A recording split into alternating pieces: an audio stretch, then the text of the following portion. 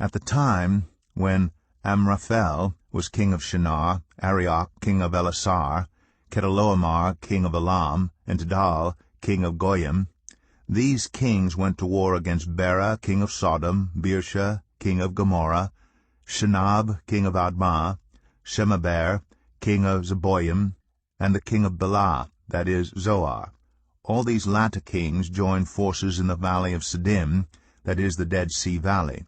For 12 years they had been subject to Chedorlaomer, but in the 13th year they rebelled. In the 14th year, Chedorlaomer and the kings allied with him went out and defeated the Rephaites in Ashtoreth Karnaim, the Zerzites in Ham, the Emites in Shaveh Kiriathaim, and the Horites in the hill country of Seir, as far as El Paran, near the desert. Then they turned back and went to En-Mishpat, that is, Kadesh, and they conquered the whole territory of the Amalekites, as well as the Amorites who were living in Hazazon Tamar.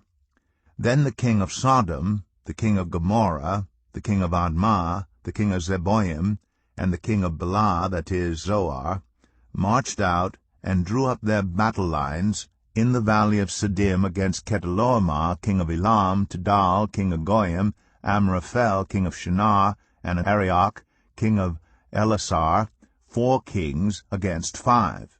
Now the valley of Siddim was full of tar pits, and when the kings of Sodom and Gomorrah fled, some of the men fell into them, and the rest fled to the hills.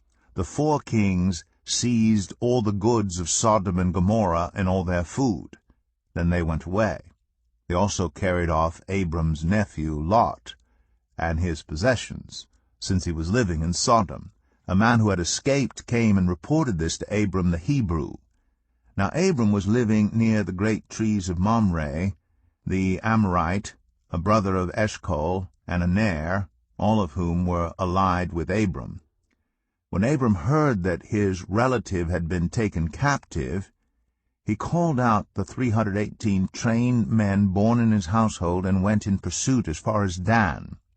During the night Abram divided his men to attack them, and he routed them, pursuing them as far as Hobah, north of Damascus.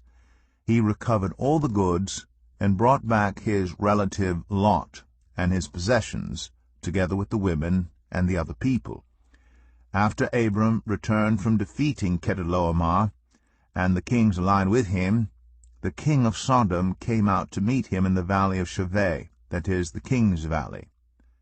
Then Melchizedek, king of Salem, brought out bread and wine. He was priest of God Most High, and he blessed Abram, saying, Blessed be Abram by God Most High, Creator of heaven and earth, and praise be to God Most High, who delivered your enemies into your hand. Then Abram gave him 1/10 of everything. The king of Sodom said to Abram, Give me the people and keep the goods for yourself.